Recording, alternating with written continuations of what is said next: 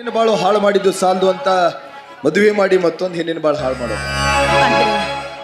ನಿಮ್ಮ ಮಾತಿನ ಅರ್ಥ ಏನಿಲ್ಲ, ಬಹಳ ದಿನಗಳಿಂದ ನಿನ್ನ ಹತ್ರ ಒಂದು ಮಾತು ಕೇಳ್ಬೇಕಂತ ಕಾಯ್ತಾ ಇದ್ದೆ. ಇವಾಗ ಸರಿಯಾದ ಸಮಯ ಅಂತ ಅನ್ನಿಸ್ತಿದೆ. ಕೇಳಿ ಅಂದ್ರೆ ನಿನ್ನ ದೃಷ್ಟಿಲಿ ನಾನು ಮತ್ತು ನಿನ್ನ ಮಗ ಎರಡು ಕಣ್ಗಳಿದ್ದ ಹಾಗೆ. ಒಮ್ಮೊಮ್ಮೆ ಸಮಯ ಸಂದರ್ಭ ಅಂತ ಬಂದ್ರೆ ಒಂದು ಕಣ್ಣು ಕಳ್ಕೊಂಡು ಒಂಟಿ ಕಣ್ಣಲ್ಲಿ ಬದುಕೋ ಪರಿಸ್ಥಿತಿ ಬರುತ್ತೆ. ಆ ಸಮಯ ಸಂದರ್ಭ ಬರ್ದೇ ಇರ್ಲಿ ಅಂತ ಆ ಭಗವಂತನಲ್ಲಿ ಕೇಳ್ಕೊತೀನಿ. ನಂಬಿರೋ ಭಗವಂತ ಕೈ ಹತ್ತ ಬಿಡ್ತಾನೆ, ಏನ್ ಮಾಡೋದಕ್ಕಾಗೋದಿಲ್ಲ.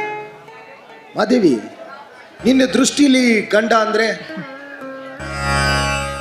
ನನಗೆ ತಾಳಿ ಕಟ್ಟಿದ ದೇವರು, ನನ್ನ ಆರಾಧ್ಯ ದೈವ. ತಾಳಿ ಕಟ್ಟಿದ ದೇವರು ಆರಾಧ್ಯ ದೈವ. ದೈವದ ಮಾತನ್ನ ಪಾಲಿಸಬೇಕಾದದ್ದು ಸತಿಯಾದವಳ ಧರ್ಮ, ಆದವಳ ಕರ್ತವ್ಯ. ಹಾಗಾದ್ರೆ ನಾನು ಹೇಳೋ ಮಾತನ್ನ ಪಾಲಿಸ್ತೀಯ? ಪತಿ ಆಜ್ಞೆಯನ್ನು ಪಾಲಿಸಿದವಳು ಸತಿಯಲ್ಲ, ಸತಿ ದ್ರೋಹಿಯವಳು ಅಂತ ಮಾತು ಕೊಡು.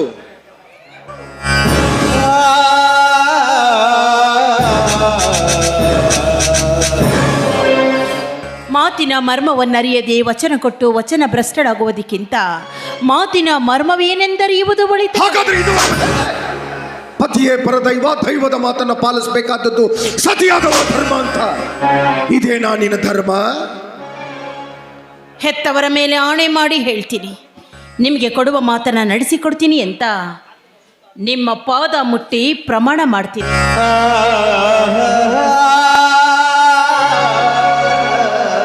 ಮಾತು ಕೊಟ್ಟಿದೀಯ, ಕೊಟ್ಟಿರೋ ಮಾತನ್ನ ತಪ್ಪಬಾರದು. ರೀ, ನ್ಯಾಯ ನೀತಿ ಧರ್ಮನೇ ತನ್ನ ಉಸಿರು ಅಂತ ನಂಬಿರೋ ಬೆಟ್ಟಪ್ಪನ ಮನೆತನಕರಿ ನಾನು ಸೊಸೆಯಾಗಿ ಬಂದಿರೋದು. ಈ ಬೆಟ್ಟಪ್ಪ ತೀರ್ಪು ಕೊಡಲ್ಲ, ಕೊಟ್ರು ಅಂದ್ರೆ ಬದಲಾದದ್ದು ಇತಿಹಾಸದಲ್ಲಿ ಇಲ್ಲ. ಅಂಥವರ ಧರ್ಮ ಪತ್ನಿಯಾದ ನಾನು ಮಾತಿಗೆ ತಪ್ತೀನೇನ್ರಿ? ಹಾಗಾದ್ರೆ ನಾನು ಹೇಳೋ ಮಾತಿಗೆ ಸರಿಯಾದ ಉತ್ತರ ಕೊಡ್ತೀಯ? ಖಂಡಿತವಾಗಿಯೋ ಮಾದೇವಿ. ಹಾ, ನಿನಗೆ ಮಗ ಹೋದ್ರು ಮಾಂಗಲ್ಯ ಬೇಕು, ಹೌದಲ್ವಾ? ದಿನಾಲು ನಿನ್ನ ಮಗನಿಗೆ ಪ್ರೀತಿನ ಬೆರೆಸಿ ಬೆರೆಸಿ ಹಾಲು ಕುಡಿಸ್ತಿದ್ಯಲ್ವಾ ಇಷ್ಟು ದಿವಸ? ಹಾಗಾದ್ರೆ ಈ ದಿವಸ ಈ ದಿನ ಇದನ್ನ ಬೆರೆಸಿ ಕುಡಿಸು. ಏನ್ರಿ ಇದು? ಕಾರ್ಕೋಟಕ ವಿಷ. ವಿಷ ನಿಮ್ಮ ಕೈಯಲ್ಲಿ? ಅದನ್ನ ನಾನು ನನ್ನ ಮಗನಿಗೆ? ಇಲ್ಲ ಇಲ್ಲ, ಇದು ಸಾಧ್ಯವಿಲ್ಲ. ನನ್ನಿದಾಗಲ್ಲ ಹೋದ್ರೆ ಆಗಲ್ಲ. ಹೌದಲ್ವಾ? ಹೆತ್ತ ತಾಯಿ ಮಗನಿಗೆ ವಿಷ ಹಾಕಿ ಕೊಲ್ಲೋದಂದ್ರೆ ಸಾಮಾನ್ಯನಾ? ಓ, ಹಾಗಾದ್ರೆ ಮಗನಿಗೆ ಹಾಕೋದಿಕ್ಕೆ ಸಾಧ್ಯ ಇಲ್ಲ ಅಂದ್ರೆ ಕಟ್ಟಿಕೊಂಡಿರೋ ಗಂಡನಿಗಾದ್ರೂ ಹಾಕ್ಬೋದಲ್ಲ? ಆಯ್ಕೆ ನಿನಗೆ ಬಿಟ್ಟಿದ್ದು, ಒತ್ತಾಯ ಇಲ್ಲ. ಎರಡರಲ್ಲಿ ಒಂದಂತೂ ತೀರ್ಮಾನ ಆಗ್ಲೇಬೇಕು. ನೀನೇ ನಿನ್ನ ಕೈಯಾರ ಆ ಕಟುಕನಿಗೆ ವಿಷ ಹಾಕೋದಾದ್ರೆ ಇದನ್ನ ತೆಗೆದುಕೋ, ಇಲ್ಲ ನನ್ನ ಹೊಟ್ಟೆ ಸೇರೋದಾದ್ರೆ ಇದು ನನ್ನ ಹತ್ರನೇ ಇರಲಿ. 9 ತಿಂಗಳು ಹೊತ್ತು ಹೆತ್ತು ಸಾಕಿ ಸಲಹಿದ ತಾಯಂದಿರು ಮಕ್ಕಳಿಗೆ ಪ್ರೀತಿ ಕೊಡೋದನ್ನ ನೋಡಿದರೆ ವಿನಃ ಹೆತ್ತ ಮಕ್ಕಳಿಗೆ ವಿಷ ಹಾಕುವ ತಾಯಂದಿರಿರುವವರೇ ಈ ಪ್ರಪಂಚದಲ್ಲಿ.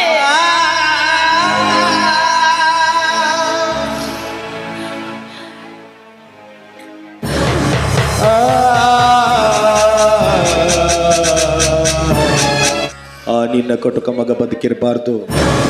ಒಂದು ವೇಳೆ ಮಗನ ಮೇಲೆ ಮಮಕಾರ ಹೆಚ್ಚಾಗಿ ಮಗನಿಗೆ ಹಾಕಬೇಕಾದ ವಿಷಯನ ಅವನಿಗೆ ಹಾಕದೆ ನೀನೇನಾದ್ರೂ ಸ್ವೀಕಾರ ಮಾಡಿದ್ಯಾದ್ರೆ ಈ ನಿನ್ನ ಗಂಡನ ಮೇಲೆ ಆನೆಯಾಗಿದೆ. ಒಂದು ವೇಳೆ ಮರಳಿ ಮನೆಗೆ ಬರೋದ್ರೊಳಗಾಗಿ ಆ ಕಟುಕ ಏನಾದ್ರೂ ಬದುಕಿದ್ರೆ ಈ ನಿನ್ನ ಬೆಟ್ಟ ಬದುಕಿರೋದಿಲ್ಲ, ನೆನಪಿರ್ಲಿ.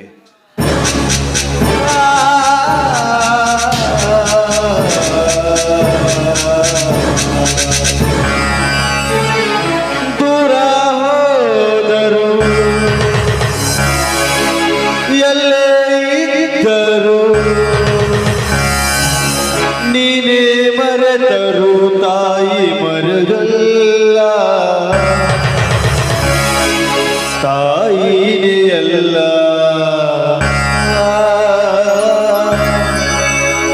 ಬದಲಾ ಆಗುವುದಿಲ್ಲ.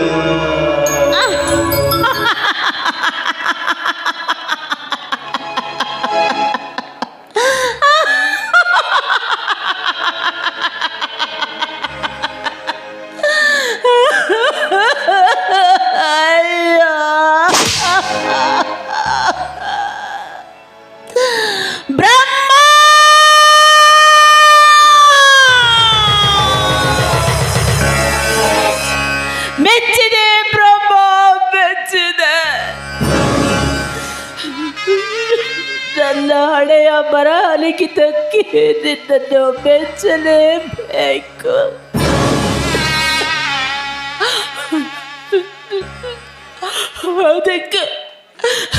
ಅದಕ್ಕೆ ಬಲ್ಲವರು ಒಂದು ಮಾತು ಹೇಳಿರೋದು, ಬ್ರಹ್ಮನ ಬರಹವನ್ನ ಬಲ್ಲವರು ಯಾರು ಅಂತ. ಭೂಮಿ ತಾಯಿಯ ಮಗನೆಂಬ ಹಸಿ ಮಾಂಸದ ಮುದೆಯನ್ನ ನನ್ನೊಡನೆಗೆ ಹಾಕಿ ರಣಹದ್ದುಗಳ ಕಣ್ಗಳಿಂದ ರಕ್ಷಿಸಿಕೋ ಎಂದು ಎಚ್ಚರ ವಹಿಸಿದೆ. ನೋಡು ಆಸೆಯ ಹುಟ್ಟು ಸೂರ್ಯ ದಿನ ಬೆಳಗ್ಗೆ ಬರುತ್ತಾನೋ. ಈಗ ನನ್ನನ್ನೇ ಹಸಿದ ಹುಲಿಯನ್ನಾಗಿಸಿ ಹಸಿ ಮಾಂಸವನ್ನು ತಿನ್ನುವ ಹಾಗೆ ಮಾಡಿದೆ. ತಾಯಿನೇ ಎಲ್ಲ ಹಸಿ ಮಾಂಸ ತಿನ್ನಲು ಹೋದರೆ ಅದು ವಿಷ ಎಂಬುವುದು ನಾನರಿಯೆ. ತಿನ್ನದೆ ಹೋದರೆ ನರಕಕ್ಕೆ ದಾರಿ ಎಂದು ಕಟ್ಟಾದೆ. ಯಾವುದನ್ನ ಒಪ್ಪಿಕೊಳ್ಳಲಿ, ಯಾವುದನ್ನ ತಿರಸ್ಕರಿಸಲಿ? ಈ ಭರತ ಪುಣ್ಯ ಭೂಮಿಯಲ್ಲಿ ಜನಿಸಿದ ನಾನು ಪಾಪದ ಮುಕುಟವನ್ನು ಧರಿಸಿಕೊಳ್ಳಲಿ? ಇಲ್ಲ ಇಲ್ಲ ಇಲ್ಲ, ನನ್ನ ಪತಿಯಾತ್ಮೆಯನ್ನು ಪಾಲಿಸಲೇಬೇಕು. ನನ್ನ ಸತಿ ಧರ್ಮವನ್ನು ಪಾಲಿಸಲೇಬೇಕು.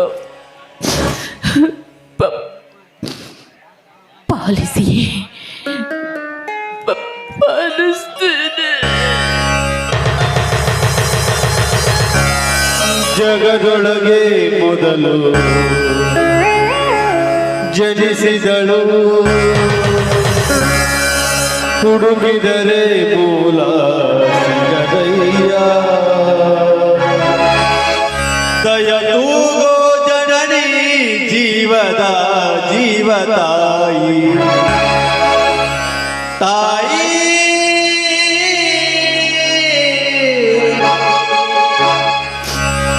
ಹೇ ದೇವರೇ, ನಿನಗಿದ್ದಿದ್ದೆ ನಿಜವಾದರೆ, ನೀನು ಭಕ್ತರನ್ನು ಕಾಪಾಡುವುದು ಸತ್ಯವೇ ಆಗಿದ್ದರೆ, ನನ್ನ ಕಂದನಿಗಾಗಿ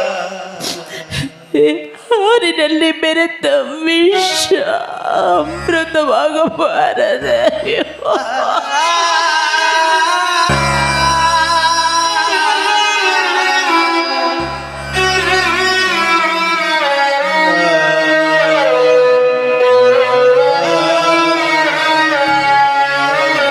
ಯಾಕಮ್ಮ ಕಣ್ಣೀರಾಗ್ತಾ ಇದೆಯಾ? ಏನಿಲ್ಲಪ್ಪ, ಎಲ್ಲ ತಾಯಂದ್ರು ಅವ್ರ ಮಕ್ಕಳಿಗೆ ಪ್ರೀತಿ, ಮಮತೆ, ವಾತ್ಸಲ್ಯ ಕೊಟ್ಟರೆ ಈ ನಿನ್ನ ತಾಯಿ ಹಾಲು ಕೊಡ್ತಾ ಇದ್ದೀನಪ್ಪ, ಹಾಲು ಕೊಡ್ತಾ ಇದ್ದೀನಿ. ಕಂದ, ನಿನ್ನಂಥ ಮಗನನ್ನು ಪಡೆದದ್ದು ನನ್ನ ಪುಣ್ಯನೋ, ನನ್ನಂಥ ತಾಯಿಯನ್ನು ಪಡೆದದ್ದು ನಿನ್ನ ಪುಣ್ಯನೋ, ಆ ದೇವರೇ ಬಲ್ಲಪ್ಪ. ಇವತ್ತು ನೀನು ಎಂತ ತಪ್ಪು ಮಾಡಿದ್ದೀಯ ಗೊತ್ತಾ? ಪ್ರಪಂಚದ ಯಾವ ತಾಯಿ ಆದ್ರೂ ಎಂತ ತಪ್ಪು ಮಾಡ್ತಾಳೇನಮ್ಮ. ಇವತ್ತು ನನ್ನ ಹುಟ್ಟಿದಪ್ಪನೇ ಮರೆತು ಬಿಟ್ಟಿದ್ದೀಯಲ್ಲಮ್ಮ. ಅದು ಕೆಲಸದ ಒತ್ತಡದಲ್ಲಿ ಮರ್ತೋದಕ್ಕಂದ. ನೋಡು, ನೀನು ಹಾಲು ಕುಡಿ, ಆಮೇಲೆ ನಾನು, ನೀನು, ನಿಮ್ಮಪ್ಪ 3 ಜನ ಸೇರಿ ಶಿವನ ದೇವಸ್ಥಾನಕ್ಕೆ ಹೋಗಿ ರುದ್ರಾಭಿಷೇಕ ಮಾಡಿಸ್ಕೊಂಡು ಬರೋಣಪ್ಪ. ತಗೋ. ನಾನು ನಿನ್ನ ಹತ್ರ ಒಂದು ವಿಷಯ ಹೇಳಬೇಕು, ಆಮೇಲೆ ಹಾಲು ಕುಡಿತೀನಿ. ನೀನು ಮೊದಲು ಹಾಲು ಕುಡಿ, ಆಮೇಲೆ ನೀನು ಹೇಳಿದ್ರು ನಾನು ಕೇಳ್ತೀನಿ. ದಿನ ಒಪ್ಕೊಳ್ಳಿಲ್ಲಮ್ಮ, ತಿರಸ್ಕಾರ ಮಾಡಿಬಿಟ್ಲು. ಅದಕ್ಕೆ ಅವಳ ಮೇಲಿರುವ ವ್ಯಾಮೋಹಕ್ಕೆ ಅವಳನ್ನು ನಾನು ಬಲಾತ್ಕಾರ ಮಾಡಿಬಿಟ್ಟೆ. ಆಗ ಅವಮಾನ ಅವಳು ತಾಳಾರ್ದೆ ಆತ್ಮಹತ್ಯೆ ಮಾಡ್ಕೊಂಡು ಸತ್ತು ಹೋಗ್ಬಿಟ್ಲಮ್ಮ. ಅವಳು ಯಾರು ಗೊತ್ತಾ? ನಮ್ಮ ಮನೆಯಲ್ಲಿ ಚೀತದೊಳಗೆ ದುಡಿತಾ ಇದ್ದಾನೆಲ್ಲ ರುದ್ರನ ಮಗಳು ಅಂಬಿಕಾ. ಬೇಡಮ್ಮ, ಈ ವಿಷಯ ನನಗೂ ನಿನಗೂ ಬಿಟ್ರೆ ಬೇರೆ ಯಾರಿಗೂ ಗೊತ್ತಿಲ್ಲಮ್ಮ, ಯಾರಿಗೂ ಗೊತ್ತಿಲ್ಲ.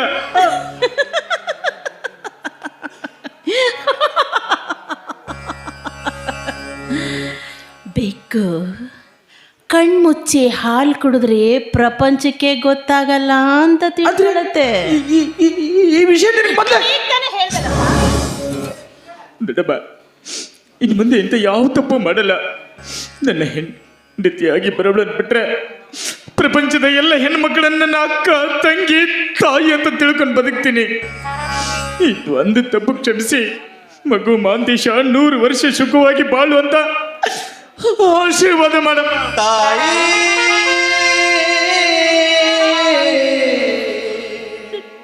ನಿನಗೆ ಆಶೀರ್ವಾದ ಮಾಡೋ ಅಧಿಕಾರ ನಾನು ಕಳ್ಕೊಂಡಿದ್ದೀನಪ್ಪ.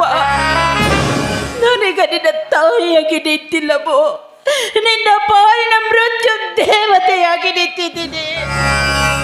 ನಿನ್ನ ವಿಚಾರ ನಿನ್ನ ತಂದೆಯವ್ರಿಗೆ ಗೊತ್ತಾಗಿದೆಯಪ್ಪ. ಅವರು ನನಗೆ ಆಜ್ಞೆ ಮಾಡಿ ಹೋಗಿದ್ದಾರೋ. ಏನಂತ ಆಜ್ಞೆ ಮಾಡಿದ್ರಮ್ಮ? ನೀನು ಕುಡಿಯೋ ಹಾಲಲ್ಲಿ ವಿಷ ಬೆರೆಸಿ ಕೊಂದು ಹಾಕು ಅಂತ. ನೀನು ಕುಡಿದಿದ್ದ ಹಾಲಲ್ಲೋ ವಿಷ. ಕೊನೆಗೂ ಹೆತ್ತವಳ ಹಾಲು ವಿಷವಾಯಿತು, ಹೆತ್ತವಳ ಹಾಲು ವಿಷವಾಯಿತು, ವಿಷವಾಯಿತು.